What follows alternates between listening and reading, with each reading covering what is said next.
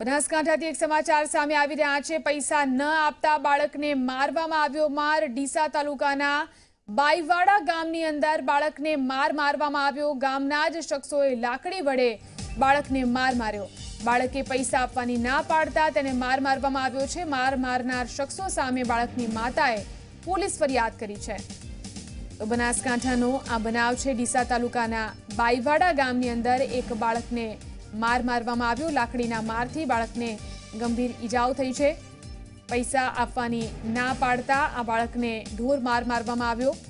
બનાસકાંઠાના બાઈવાડા ગામની આ ઘટના સામે આવી છે। આ બાળકની માતાએ પોલીસ ફરિયાદ નોંધાવી છે। ત્યારે મારનાર શખ્સો સામે ફરિયાદ નોંધાવવામાં આવી છે। આ વિશે વધુ જાણકારી માટે અલ્કેશ આપણી સાથે ફોન લાઈનથી જોડાયા છે। જી અલ્કેશ, આ બાળકને કેમ મારવામાં આવ્યો અને હાલ પોલીસ શું કાર્યવાહી કરી રહી છે?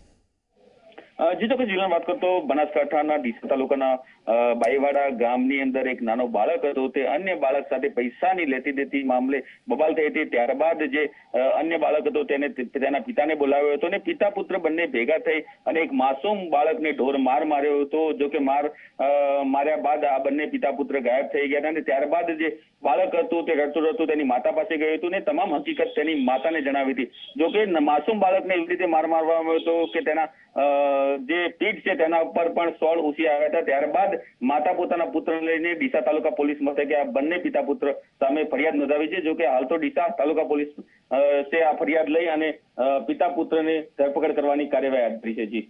જી આભાર અલ્કેશ સમગ્ર જાણકારી આપવા માટે।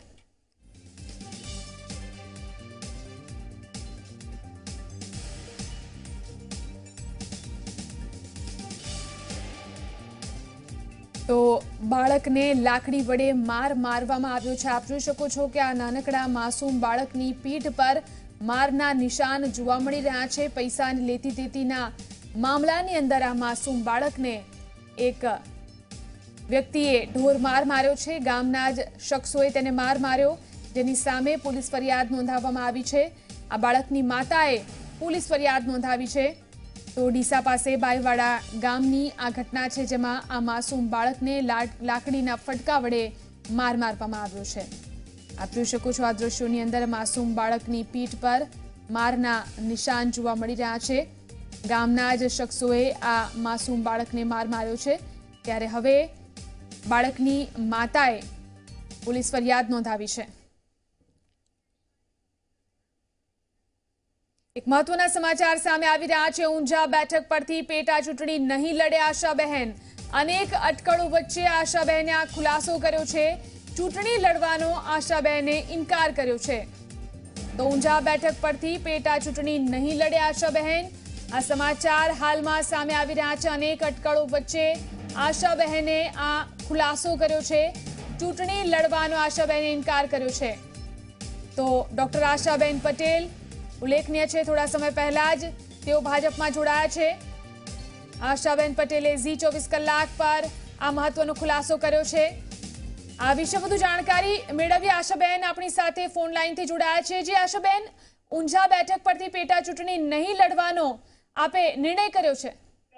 હેલો બેન હેલો હાજી હા, એકચ્યુઅલી બેન એક હું કાર્યકર્તા ના લડવી લડાવી ના લડાવી એ પાર્ટીનો પ્રશ્ન છે અને પાર્ટી એનું ડિસિઝન લેતી હોય છે। ભારતીય જનતા પાર્ટીમાં કોને લડવી કોને ના લડવી એ જાતે નક્કી કરવાનું હોતું નથી। એ પાર્ટીના આગેવાનો અને ત્યાંથી નક્કી થતું હોય છે।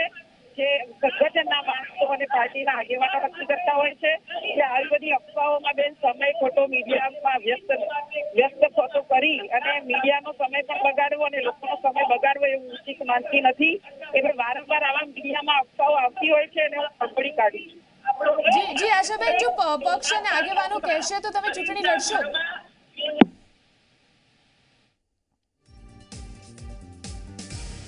લાગે છે સંપર્ક કપાઈ ગયો છે, પરંતુ ઝી24 કલાક સાથેની વાતચીતમાં તેમને એ વાતને વખોડી નાખી છે। ચૂંટણી નહીં લડે તે વાતને તેમણે કહ્યું છે કે પક્ષના આગેવાનો નક્કી કરતા હોય છે ચૂંટણી લડવી ન લડવી।